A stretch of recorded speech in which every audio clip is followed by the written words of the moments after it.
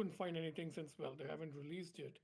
But I figured this would be a different way to get at it, which is just in general, the landscape of threats seems to be evolving, like even without taking mythos into account. So maybe the way to get at it is how the threat environment is changing and how evolving model capabilities are fitting into the changing threat environment. So yeah, let's start with Ben and go up. Yeah, this is certainly something I've been paying attention to. And I don't know. He says, "Why is the public conversation so quiet?" I'm not actually sure that's the case. It's like, why is no one talking about this on all over on social media at all times?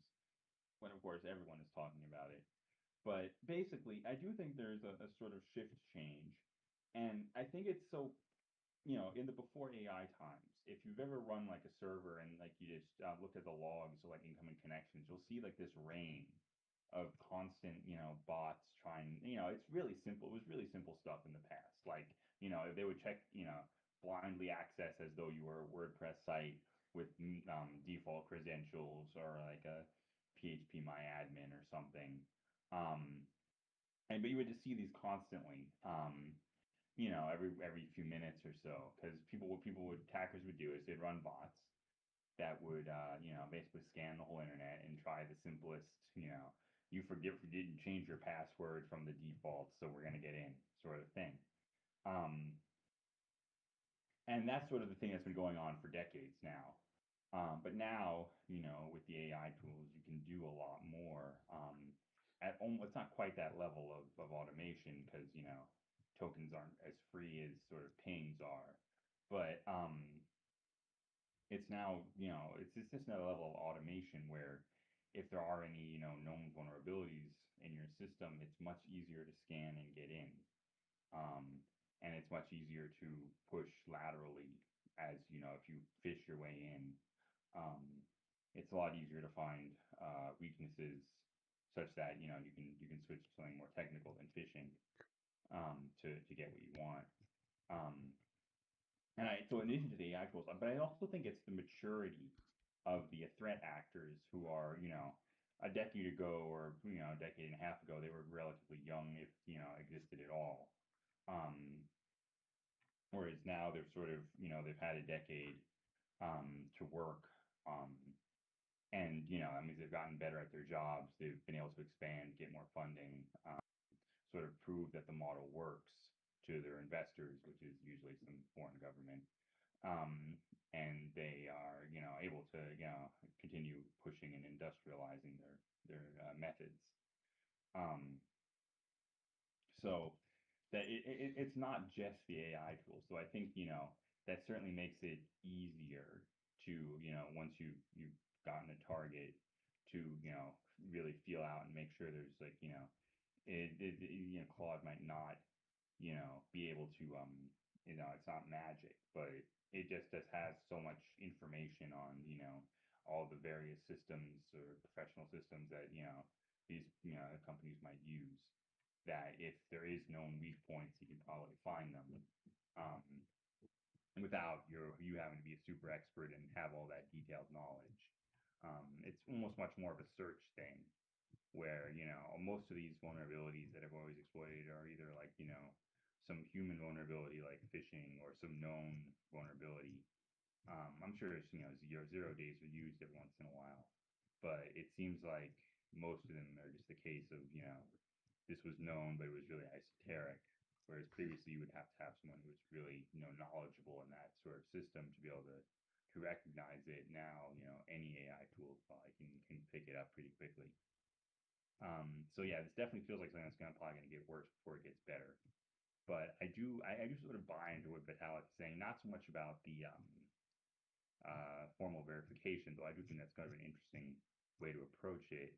Just, obviously, if an AI tool is good at poking around, yeah, it's like people have always said security through obscurity is not viable, but obscurity really is sort of the best way to do it because if no one attacks you, you have no chance of because you're too small or too insignificant or whatever, then you always win. So if you're the only one who shows up to the game, it's easy to get victories. Um, but yeah, I definitely feel like that that's on its way out. It's just so much easier to um, you know, find find obscure things and attack them in their own ways. But I do think, if if it's easy to for Claude to sort of find these issues, then it's probably easy for while building it or telling just scanning it yourself to find them. And because these are all known, like the fixes aren't like super esoteric if you know what to look for. So it's like this again feels like a solvable problem, but it's just there's such a huge well, one, there's massive underinvestment in this since forever because IT is a cost center and hacks don't happen except when they do and also because it's been historical. There's so much legacy systems out there that's hard to update. The cost of updating is high, and the cost of fixing is high. Um, but it definitely feels like this is something where the attack and defense will probably balance out. I don't buy the sort of doomeristic, oh well, it's all going to go away. It's going to be impossible to stop this. Um, So yeah, I feel like this is going to be a rough storm, but eventually we're probably going to come out the other side stronger. I mean that's the positive, optimistic case. If or it might eventually stabilize at a new level where AI generated bugs are even equivalent to AI generated bug finding, and the system sort of reaches equilibrium again. But this definitely does feel like a shock to the system. Anyway, yeah, I'll move up to Anraj. Uh, yeah, so the article seems mostly to be like describing different hacks and tags. But like I was just thinking that a lot of the cybersecurity defense mechanism seems to be being thorough, more trying to be more thorough than the attacker. But with AI, you can basically be more thorough in scanning the vulnerabilities than the people who are trying to defend. So that seems to be one of the cases, and like AI is definitely uh, bringing a shock to the system. And I was like also thinking about these deep fake social engineering hacks. And so like I try to keep a track of the various editing tools, and they have become really good. I mean like it's like almost realistic. Like you could clone anybody's voice. You could like you just need a few videos, and then you can like clone them saying anything. And so like that also initially I thought it would only affect like older people who are not very tech savvy. But like once your phone is stolen, and like if they get into your phone, and it's really easy to call some of your relatives and like fake a deep fake video, and then hack into different stuff. So that was one thing I noticed. And what was I thinking? Yeah, I'll come back to a second round, maybe later. Passing it on to Anant. Yeah, thank you. Um, yeah, I did read the article. I think like 80% of it. It does seem like a catalog of all the events that has gone largely unnoticed in the mainstream media. And I've tried to. I remember we had a thread some time ago. We're trying to keep track of like all of these uh, cybersecurity incidences at like critical infrastructure providers. Like I think we did like Cloudflare and Snowflake and a couple of others. Uh, and I'd continued to monitor it at the time, and then I eventually gave up because it was just way too many incidents, way too many events happening for me to make sense of. So I just assumed that okay, this is all just going to get a lot more chaotic, and I stopped following the thread. I think this was like a year ago, and then this was a good sort of a reading like post a certain epoch, I guess, post like cloud code and post like a bunch of improvements.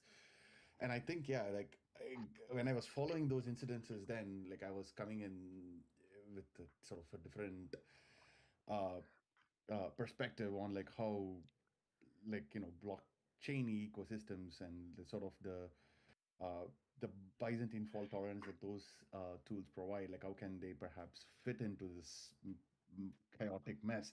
And I couldn't put my finger on like where it could fit in. I mean, I didn't have good understanding of either worlds, uh, but that was my interest. And like so, reviewing this article like later, it just seemed like things have gotten a lot worse, like and like a lot more. The volume of the attacks have just increased for anybody to keep up.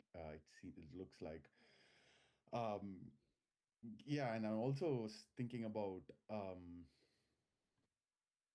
like what are the yeah, like one line of thought that I had was the IT as a cost center that Ben mentioned. Like, it does seem like in a lot of the organizations, the SaaS and the enterprise organizations, as the articles keeps referring to some of them, it does seem like the security is almost an afterthought when they are designing their products, right? Like not almost, it's almost always an afterthought. Like you go design your product and the security considerations and security constraints are applied retroactively, and sometimes there'll be vulnerabilities, sometimes there'll not be not, and then you're just hoping that that vulnerabilities will not get cracked open when you go into the wild.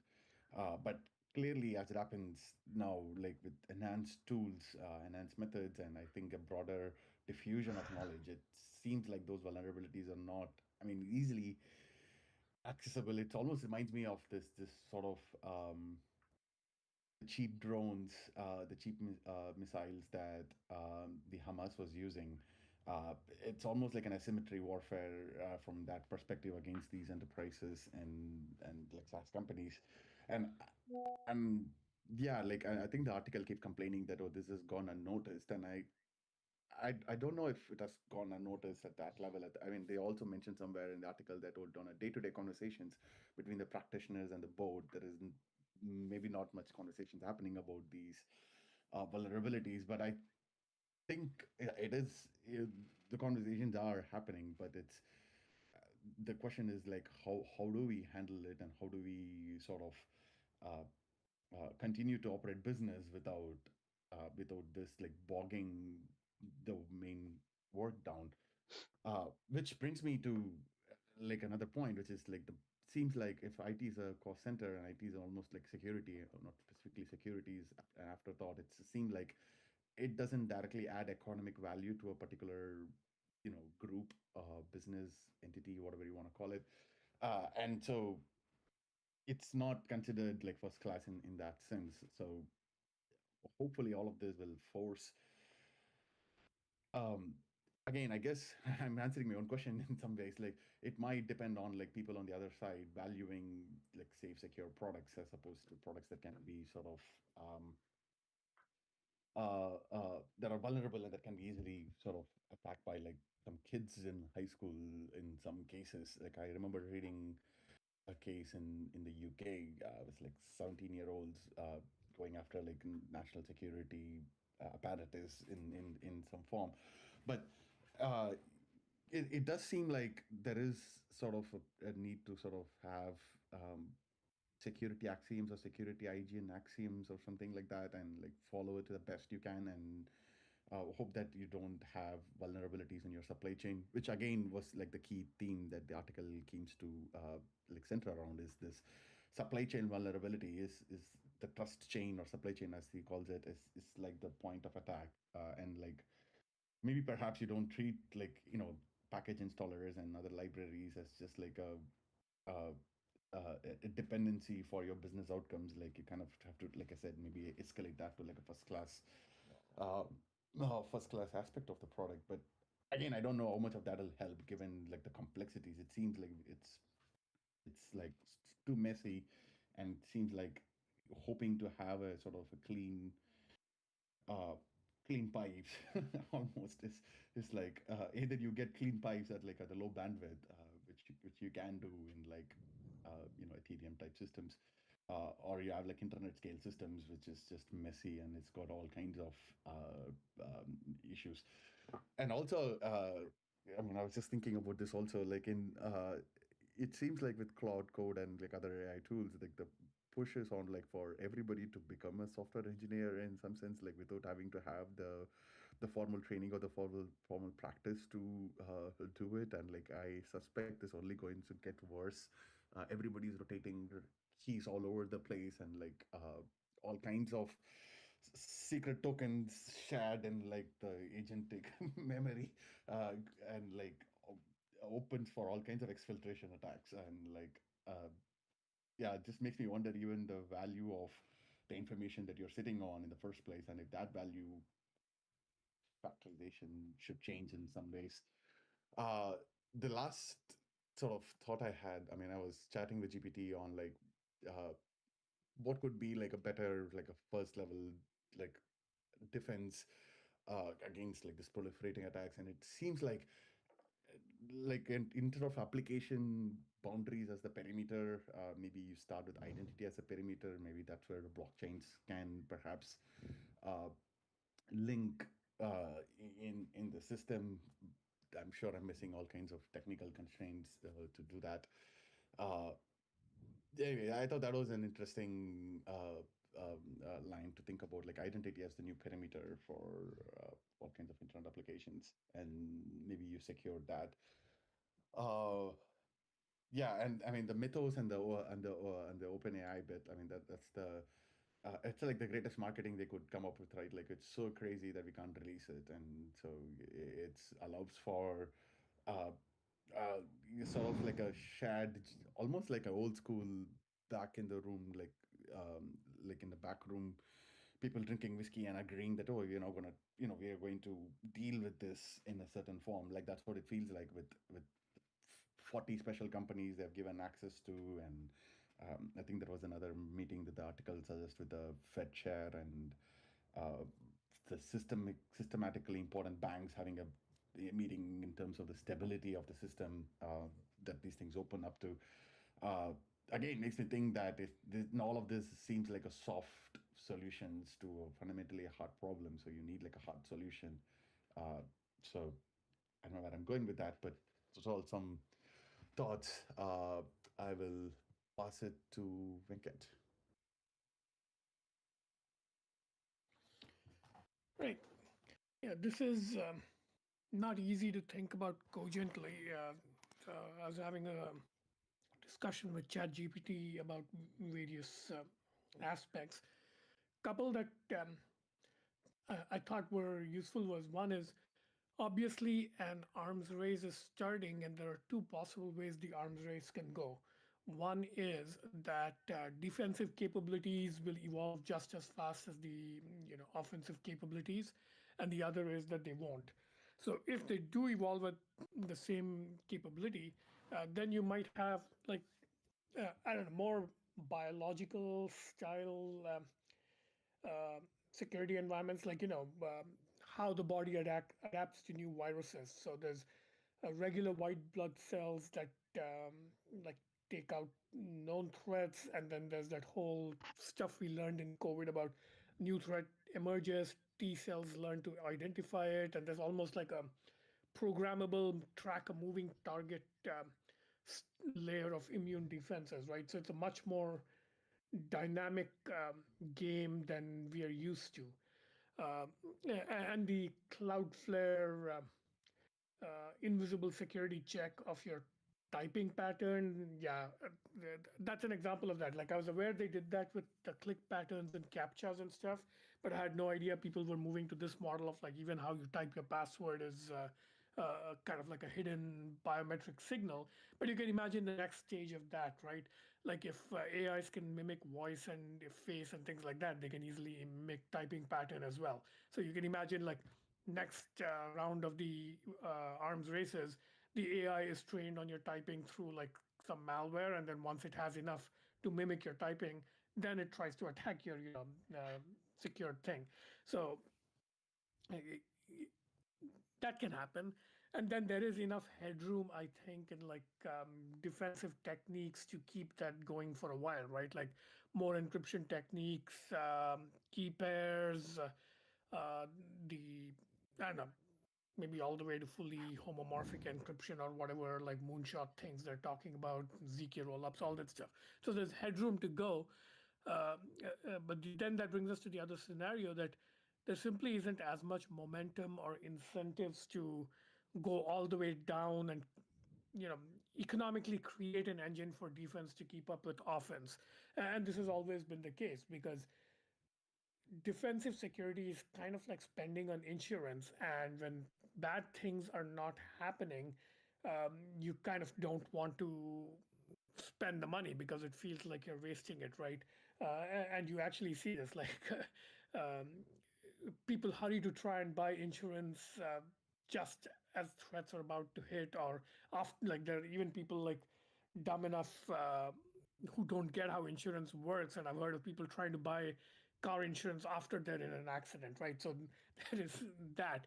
So if you believe that fundamentally the incentives are not there for defense to keep up with offense, then it means that offense will gain a systematic advantage, and the response will be that people will adopt more defensive postures overall and give up certain affordances, right? Like convenience. Like an extreme case would be simply unplugging. If it turns out that it's too hard to secure too many of your exposures, well, use fewer online services and like go back to simpler techniques, right? But even that's not totally safe, right? Like the house I just bought, it has like a regular commercial security system from a company called ADT, which is the biggest one in the U.S. And they gave us like a typical like SASE lock. It's connected to Google Home. It has its own app. You can like enter a code and enter that kind of stuff. But obviously, this is like if ADT gets hacked or Google Home gets hacked, well, my house is unlockable. So one solution might be, hey, I'm going to go lower tech and I'm going to put an old-fashioned lock in with like an old-fashioned key. But yeah, we already know that that's also not secure. Like people have been able to take like accidentally exposed photographs of like physical keys and then actually um, cut physical keys out of them. But it does increase security a little bit because even if somebody is able to like duplicate your key from a photograph, it's still a physical attack vector. Somebody has to send somebody to open your door with the physical key. But yeah, I mean, delivery robots are now becoming possible. So now maybe they'll hack a delivery robot and give it like a physical key, and then the delivery robot will like open your door. So I I think the second scenario is the more likely one. We will start basically accepting a lot more inconvenience and kind of slow down the rate at which the offensive capabilities become threats. So that's one way to think of it. Another good frame, I think, is if you do the two by two of small attacker, institutional defender, small attacker, small defender, institutional attacker, institutional defender, and institutional attacker, small defender, you get four different games, right? And you can ask, how have all of them changed? So something like security through obscurity, that used to rely on two things. One is simply being marginal and too unimportant to attack, which is obviously giving up a lot, like you're giving up ambition in life. Another is you use weird configurations, you don't use standard patterns, things like that. So you kind of fall off the edge of like economies of scale type attacks. So the first one has always been kind of a bad solution. You're like kind of just giving up. Second one used to kind of work, and I think it doesn't anymore because now AI can like do mass personalization. So just because everybody else uses OAuth and you use some weird alternate standard that like only 1% of sites adopt, you, in the previous world, there's not enough economies of scale for a motivated institutional attacker to attack you.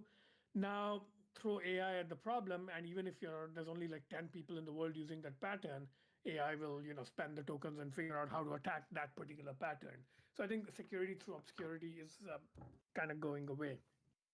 Uh, so yeah, I do think the threat environment is systematically changing. I do also agree with Anand that a lot of the mythos thing is probably charismatic marketing. Like I'm sure there's a there that capabilities have fundamentally increased, but it reminds me too much of like AGI talk. It's like, you just make up a term and declare a quantum leap when it's actually like steady capability creep and steadily shifting equilibriums. And you kind of like make a marketing event out of it, and then it becomes a whole religious narrative around like, hey, we have to lock up these particular models. when actually it's already bullshit. Like, I suspect like a few open source Chinese models with the right modifications and prompt scaffoldings are 90% of Mythos capability, and that's what you have to worry about. It's similar to, like, when people worry a lot about nuclear bombs. Other people point out that the proliferation of small arms, so like AK-47s and that grade of weaponry, is actually a bigger killer worldwide than nukes. So the weapon of mass destruction is like the long tail of AK-47s in the world. So that's another way to think about it. Uh, and final thought I had was the quadrant that shifted the most is probably small versus small. So big against small has always been so asymmetric. If the NSA wanted to come after you, there's basically nothing you could have ever done, and that continues to be true. The big versus big used to be that you used to call it like the Mexican standoff situation, where the assumption was all the big spy agencies have fully penetrated each other and they kind of have like mutually assured destruction situation. I don't think something like Mythos changes that at all. But small versus big, small attacking big may have changed a little bit. Like, AI gives a small hacker a lot of like leveraged capability to attack a big target. I I don't really know how to think about that. But small versus small is the interesting one, right? Like previously, you had to be both a weird stalker psychopath and have like, very specific skills like packet sniffing or war driving to go around attacking your neighbor. And so, or stalk a woman or something like that. Now it's no longer true. You can be an ordinary psychopath with no particular hacker skill, and then you just ask your AI agent, "Hey, I want to stalk my neighbor, or I want to like harass my neighbor. How do I do that?" And it'll help you do that. So that might be the quadrant that's changed the most. Anyway, so that's kind of my take. Passing to Nathan to do his wrap-up summary. Okay. So, I mean, I think a lot of good points through all of this. Actually, um, I do want to say from my perspective, I I have not seen a particular step change in any of this recently, and I think I think there may have been an acceleration due to some of these AI tools. Certainly, they've made a lot of the human hacking aspect of things a lot easier, I think, for attackers. But and that acceleration will matter in the long term. Just as like small changes in growth, create large changes in volume over time. But it's not like we've seen like a real jump in these things. All of these trends that the article has talked about were pre-existing trends. Honestly, I think the 2024 revelation that the Chinese have been in our telecommunication infrastructure was a lot bigger than anything that's happened in 2025 or 2026. And that still, to my knowledge, has not been cleared up and will probably not be cleared up. I also think it's probably not true that somehow people are just not talking about these things. And I think, I'm kind of hit on this a little bit. Ben hit on this a little bit. Like people are talking about these things. I talk about these things with the organizations I work at. I mean, a lot of security work feels like screaming into the void, and it kind of is. And I think some of that is, for the reasons that folks have talked about. Like IT is a cost center. There is there's an interesting dynamic where if you try to do the right thing, um, you get your lunch because you know the attacks are becoming more frequent, but they're not like instantaneous. The big ones, and so somebody who moves more slowly to try to do things right is not going to be the first person to market. They're not going to be able to sign the most customers, and then that has a real negative impact on them. And so there's a real adverse selection going on. You have, like, Europe has been trying to solve this. You have international standards, like in the operational space.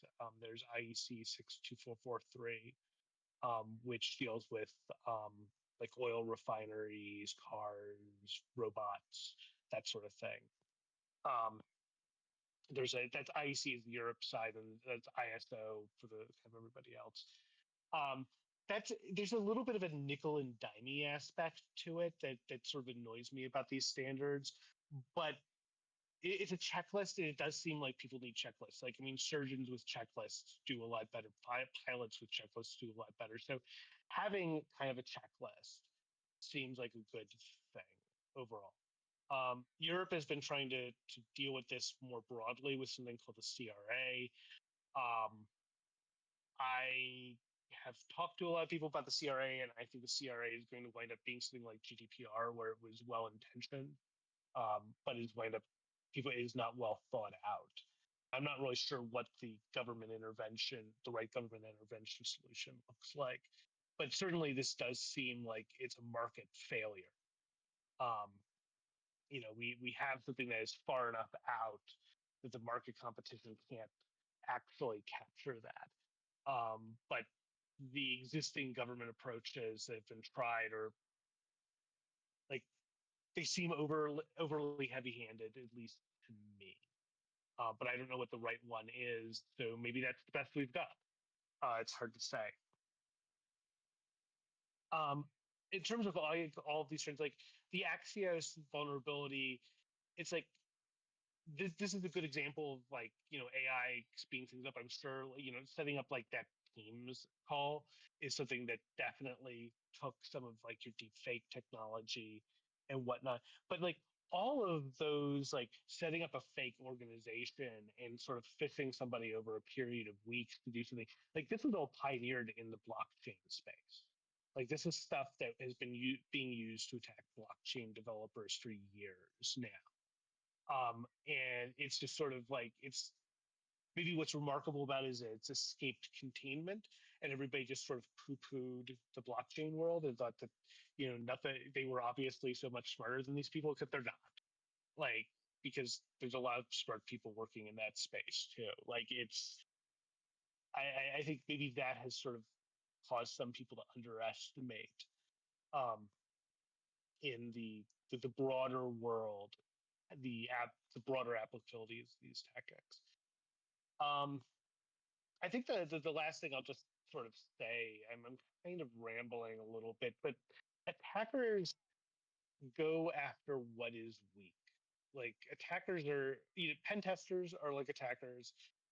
We're lazy. We do the easy thing, and to a certain extent, what we've seen here is that a lot of security has gotten better. Like security at the operating system level has improved significantly over the last few decades. And the idea that you can just sort of like waltz into an operating system and take it over now is a lot harder. It is just not really something that you can do. You do need these other vulnerabilities. So the problems become more human problems. They become problems of patch management. They become problems of, are people following procedures? They become problems of weighting business expenses. They become problems of, us being fundamentally very trusting organisms socially. And a lot of these attacks are exploiting trust. And so the operating systems, the devices become much harder targets, at least in the IT space. It's less true in the operational technology space. And this has caused the attackers to start looking for more of these human gaps in things. I don't know how you necessarily solve that. I think Venkat kind of has a point, and this is the thing I've been saying for a while. I've been saying I've been that the internet has become an incredibly hostile place. And when a lot of people talk about the dark forest, they think about marketing and they think about big companies that like don't have your interests at heart. And I think about it as like it's scams. It's scams and fraud and these sorts of attacks that are trying to use you against people that you have some degree of loyalty to, whether that's because you worked for them or because they're your family or because they're your friends. There's some sense of loyalty there, and they're trying to exploit that, and that feels very bad for us. We don't want to be exploited in that way, even if we don't like our job. We don't want to be we don't want to be the thing that knocks them over. We want to be trustworthy. And I'm not sure how you deal with those predators so much as the dark forest rhetoric is about withdrawing into spaces because of the big predators, but it really seems to me that the problem is more of the little predators and the parasite that I think is going to drive this. And I do sort of worry that we do wind up ending up in a world that does look like the best scaling you can do is the trustless scaling. That you can't have a lot of trust except in very small groups. That you have a lot of history with.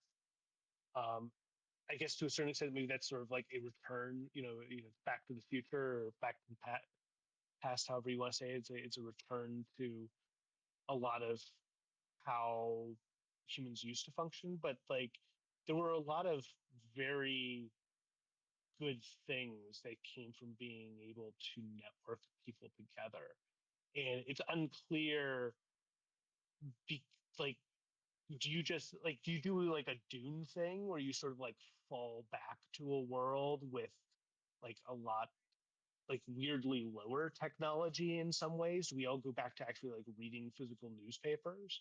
um, or can you not manage that transition, and things just fall apart completely, or you like everybody just has to become completely distrustful of anything that's not like a direct face-to-face interaction. But I will say, like, it's very sort of cyberpunk, like it's very Johnny Mnemonic, like the only way you can safely get information back and forth is like in somebody's head rather than over the internet. um, so like I get very depressed about these things. I think they are solvable, but I do think we are probably looking at a world where there is a lot less trust and that we depend a lot more on small knots of people that we've known for a long time.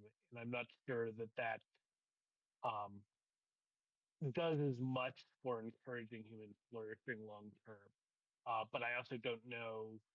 I don't know what the solutions are to this market failure. I don't think we've had a set of good ones. So those are my thoughts. I think this is all trend for the course. I don't think this is step change. This is very continuous with what we've had before. And I think Ben has made a good point about a lot, and I hadn't even thought about this, but a lot of this is just like the threat actors have now been in the game a long time. AI is an accelerant, but so is just being older and wiser, and that applies to hackers as well as defenders. So those are my thoughts.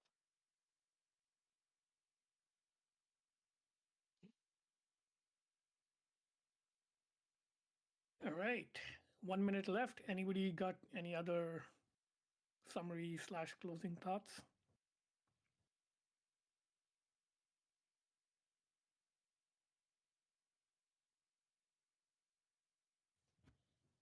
Just such a ray of sunshine there. Yeah, I think this is one of those things that, yeah, this particular article obviously was a little bit of like, engagement bait. It's clearly partly AI written. Um, but if it's not already the case that a phase shift is happening, um, I think there's probably going to be one in the near future. So there are things happening. Uh, so it's probably worth tracking this and continuing to think about it. So I'm kind of like curious enough that I'd like to and keep monitoring the situation and trying to read good stuff about it. But there's one of those things where there's a lot of theater in the monitoring the situation, and you often end up watching the theater instead of actually monitoring the situation. So if you find good links, share them in the channel. Let's see if we can do better than most people. I do want to push back with like I don't think I really do not think like it's a phase change in the attackers. Like I think I really do think it's been steadily building and it just keeps steadily building. If there's a phase change coming, it's going to be on the defense side where finally just you bend the beam, and eventually something snaps. Mhm. Yeah, I think I kind of agree with that. The offensive side has been steadily building pressure, and the defensive side, you can think of it as a dam that has cracks, and at some point the crack is going to give. So you will have Mhm. catastrophic failure that'll like create a new equilibrium, something like that. Um, yeah, it's like I'm seeing more and more sites like just quietly shifting to things like passkeys or email-based, OTP authentication flows. That kind of happened relatively rapidly and in kind of like a non-opt-in way. At some point, many sites just started changing their authentication flow. I think it's going to happen in those ways. Anyway, all right, it's a couple minutes over, so keep posting links on this track. Let's see if we can boot up a little bit of a new track on this topic. See you guys next week. Okay. I